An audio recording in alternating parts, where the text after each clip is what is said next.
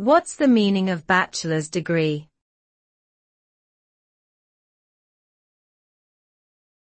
Bachelor's degree.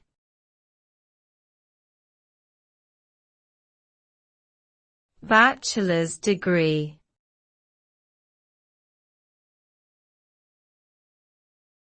Bachelor's degree.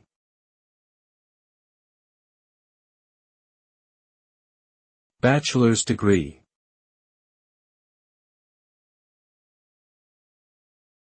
A bachelor's degree is an undergraduate academic degree that typically takes 4 years of full-time study to complete.